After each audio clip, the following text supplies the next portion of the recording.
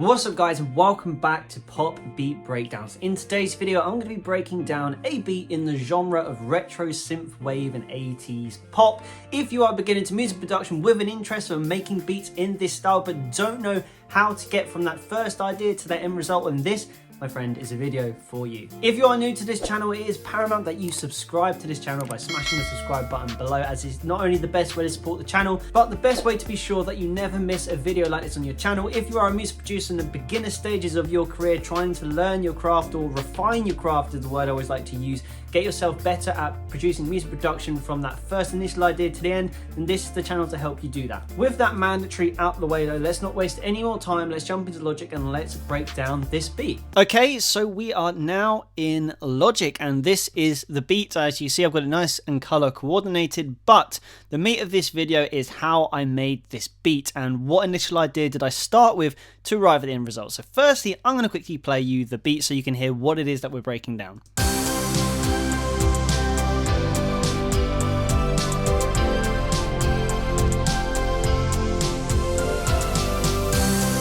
As you can hear, it is a very simple beat, but that's what I love about it, because one of the biggest points I always make about music production is sometimes less can be more. And this is a very simple beat that I've made. It took about 2 hours to make, and most of this is using Logic stock plugins as well. So if you Logic uses this music to your ears, because you can create this beat for yourself as well.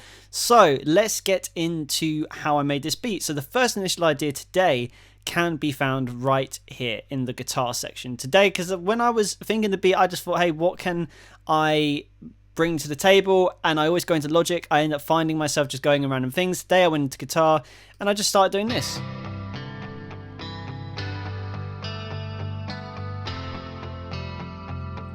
More specifically this. And this is just playing in MIDI guitar. If you're wondering what this MIDI guitar is, by the way, this is Native Instruments, the electric vintage session guitarist. This will probably set you off about $89, $45 in Black Friday, but this is an absolute game changer. I play the guitar, but I always tend to use it for my productions because it sounds great out the tin. And there's a lot of different variations, not only in the presets, the type of guitars, melodic loops that you can actually find in Trigger, and also the sound presets. It's really good. But this is what I was messing around with today, and this was my first initial idea that I built the track around. Next then, I found myself again going into Native Instruments, and even though there's a lot of Logic in here, this is probably the only two things on the whole production which aren't Logic, so it's good to get these out of the way, is a Glaze. Now this is a vocal synthesizer. It uses vocal to create synthetic sounds, and I found this really, really gritty sound which I wanted to use.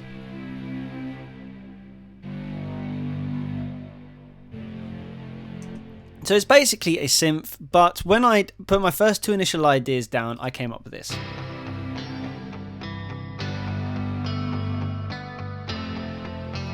So how does this all fall into this retro synthwave category of making a synthwave beat, you might ask? So again, this is what I mean. When building a production, it's not just thinking I'm going to go a certain direction. You have to think about not only the melodic but the rhythmic value as well. So I knew eventually that once I recorded down this guitar and this vocal synth,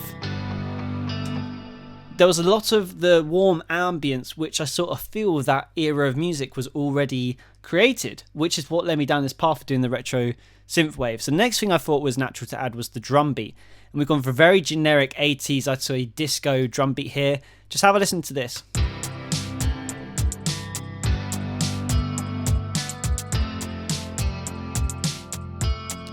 It's good because we're already starting to get a vibe. I'd almost say this is kind of like a Lanny kind of vibe that we're getting here on more of the indie side of pop as well. So this is when we get into Logic, and I've said this in previous videos, when I'm building drum beats, I love to use an empty kit in Logic Pro X. You can find this in the electric drum kit preset library if you go down to empty kit. This means you can open up Drum Machine Designer and create your own drum beats. So I've gone for the Autumn Leaves kick, the analog circuit snare, the tight trap hi-hat, and the analog circuit shaker. So I've triggered these together, emphasizing always put them into separate tracks because you get so much better control when it comes to MIDI in making like the drum sound as good as they can be. And that was the drum beat, which kind of tied in the whole what would feel like the verse of this song. All we needed now is the low end. So again, at this point the track builds pretty quickly. So the next thing I wanted to add was the 70s classic synth bass, and this is an Alchemy preset, because now we're focusing on the bass. We've got the warmth, so I just wanted to complete it. And when I build the drums, I normally do the bass afterwards, because this is the rhythm section we're building. So 70s classic synth bass, which is Alchemy in Logic as well. This is what this sounds like if we just solo this by itself.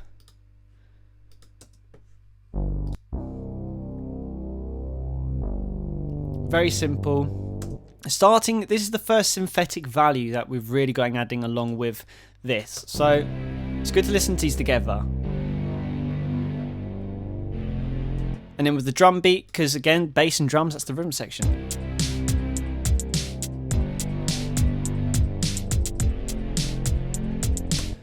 So we're starting to build that atmosphere now. We're ignoring the guitars for a second, but I felt like I wanted a running bass line here, because with that sort of synthwave, you get this really sort of really nice like bobbing feel when you listen to it, sometimes in the disco side of pop as well, especially in the 80s. So I wanted that running bass line, and I used the classic analog bass. This is one of my favorite bass presets when it comes to Logic and synth bass. The classic analog, you can find this in Retro Synth, in the synth bass section, the classic analog bass. And when you hear this, this is the sound of an era, this bass.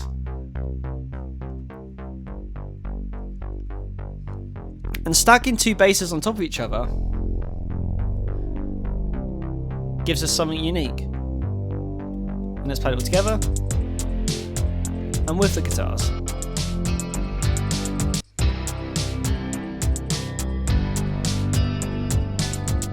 Okay, so we've got the main body of the song. Now we need to really bring in the synth element.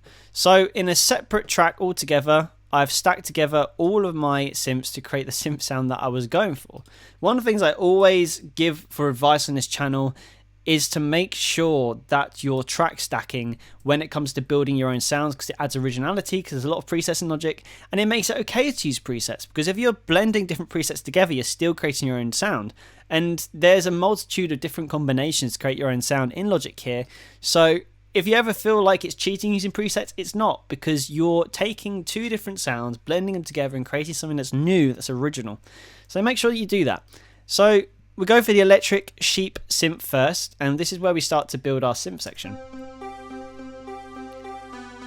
I got this idea from listening to Yazoo to add this sort of arpeggiated melodic synth in, and I stacked that twice. Adding a little bit of a counter rhythm in there. This gives a lovely amount of movement, and it's very airy and bright, because if you listen to what we had so far before the addition of all these synths, I'm just going to quickly solo everything. You will hear there's not a lot going on in the high end of the track. It's all very low to mid, maybe mid to high, but not the real highs. So adding these couple of synths in was the first thing I thought, okay, this has got a little bit of brightness to the track. Listen to this. All of a sudden, like from a frequency point of view, the production sounds a lot more complete. Which brings us on to the next part of the synths now, because I really want to build this nice wall of synths. So I layered this, and I decided in this moment this was going to be the main hook of the song, because you've always got to have one lead melody when it comes to the synth bass when you're doing this kind of music, because it kind of sticks out. It's something that's common that listeners, when they go back to, it's familiar, and it gets in your head.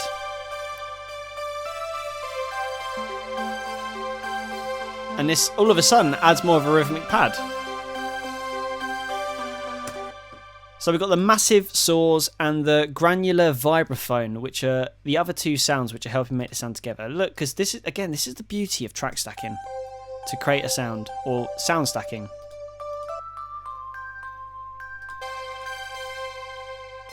Three sounds which on their own don't really do it justice, but put them all together, create something really cool. And I added one more massive saws, just doing something a little bit more of a running melody line, just to accompany not only the bass, but to sort of fill in the gaps when this synth plays, because even though there's counter melodies, I wanted to fill in them gaps when the lead melody isn't playing a bit more. So I added this in, and it fills in the gaps, and it plugs in them gaps in the track. So you get this massive complete wall of synth. Very cool. Let's listen to that with the rest of the track.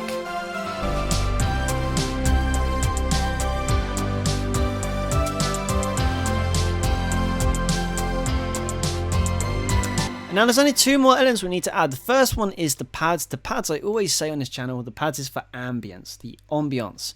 Filling in, not only, as I already said, filling in the gaps, but you can add a real sense of feeling and emotion with the type of pads that you add. So you've always got to be very precautious on what pads you decide to use for your productions. I've gone for the Eighth Wonder because it's very light, it's airy, and I feel like that was missing from the track, that airness to give the track that feel to breathe a bit more, so it wasn't so like body heavy.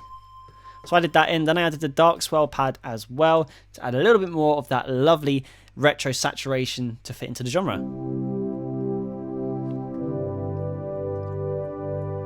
The Eighth Wonder is a Logic preset, by the way, that you can find in the pads and the synths, and also the dark swell pad as well is a preset of the retro synth pad, so you can find it in the retro synth. Which brings on to the last thing we've added, and that is just the risers to add transition. One of the most important words in production, transition. Make sure your sections transition effortlessly, because if you do that, your production is going to be a lot more easy for new listeners and new ears to hear. So it's just taken from Splice on this occasion, but you can find these sort of things in Logic as well.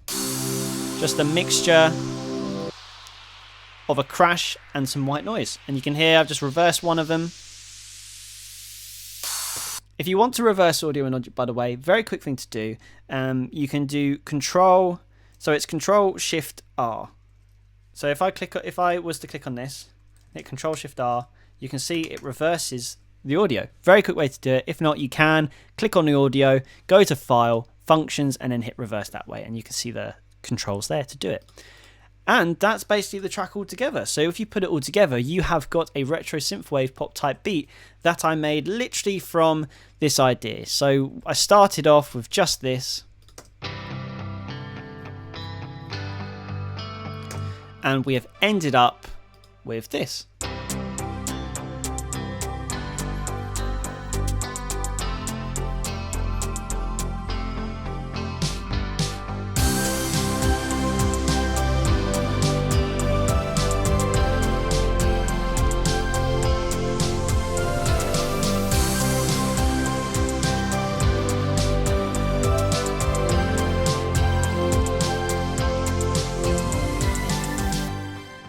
So there you go, guys, that was my beat breakdown of a retro synthwave type beat that I made. If you enjoyed this video and you're still watching, smash that subscribe button right now, because that is the best way to support the channel and the best way to make sure that you don't miss a future video like this. But thank you for watching if you have made it this far, by the way. Keep making music, and I'm going to leave it there for today. So I'll see you in the next video.